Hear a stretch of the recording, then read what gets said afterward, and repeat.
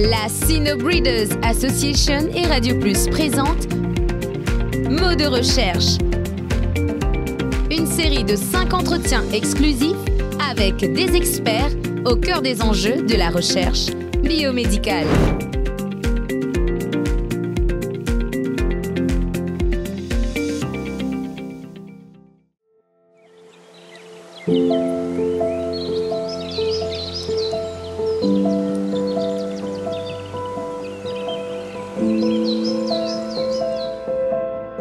Je m'appelle Vincent Florence, je travaille à l'Université de Maurice, je suis professeur agrégé en écologie, associé de professeur en anglais.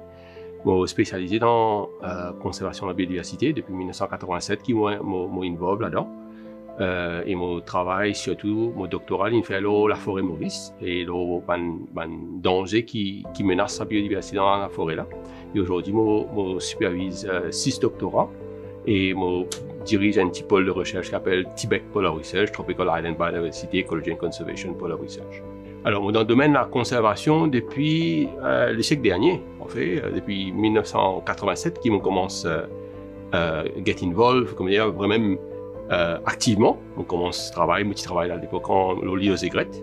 Après, tiki on travaille dans d'autres endroits, Mondrin, dans le parc national, cela. Le parc national n'a pas encore existé à l'époque, mais quand il existait, là, on travaille là-dedans aussi. Donc, depuis 1987, un bon bout de temps. Et dans ces arcs-là, dans la forêt Maurice, c'est un arc qui sont sortis depuis l'étranger, ça, en BSC 102, à peu près par là, fin introduit dans Maurice. C'est une espèce exotique, appelle ça. Hein?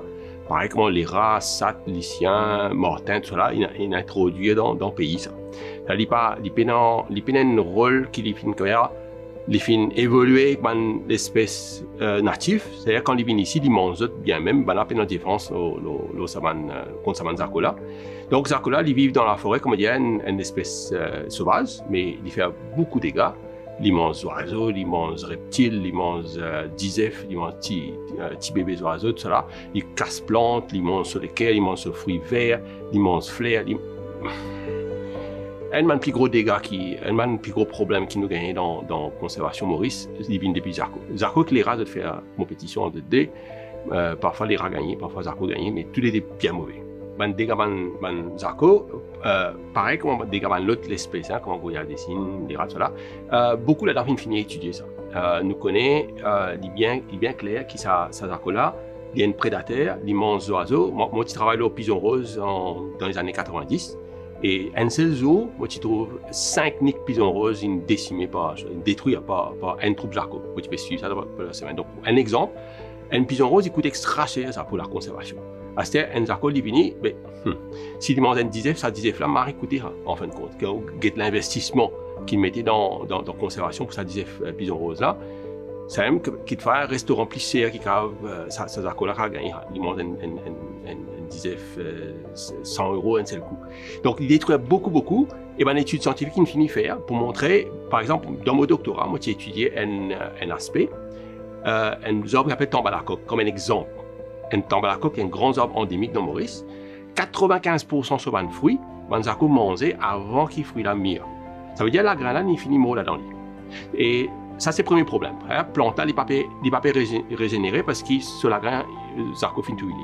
Deuxième problème, dit indirect. C'est-à-dire, ça là, quand Zarco fait ça, les chauves-souris ne peuvent pas manger.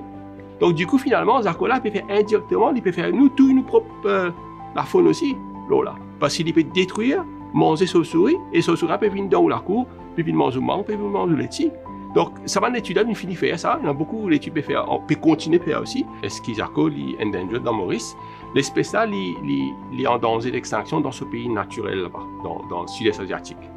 Quand il est dans un pays comme Maurice, il n'est pas en danger. Il paraît qu'on surfe, hein? Si vous êtes surf, il est aussi en danger dans ce pays naturel, dans le Java là-bas. Surf, il est en danger. Mais il ne doit pas donner des coups de balle. Beaucoup même, encore. Il n'y a pas de problème dans Maurice. Dans Maurice, il y a plus un problème pour nos biodiversité. Ça veut dire, l'espèce là, quand on dit qu'il est en danger, il est en danger dans son habitat naturel. Il n'est pas qu'avant en danger dans l'endroit où il peut faire des dégâts. Et après, si vous causez en danger aussi, il n'est pas pour normal qui vous peut dire, oui, Zarco là en danger, mais chauves-souris, Maurice, pigeons roses, éco-parakeets, tout ça n'est pas en danger. Et il y a tant centaines d'espèces en danger dans Maurice qui, Zarco là même là, peut mettre en danger. Donc, si vous faites compte, si vous protégez Zarco dans Maurice, vous perdez centaines d'espèces indigènes endémiques. Qui vous choisit?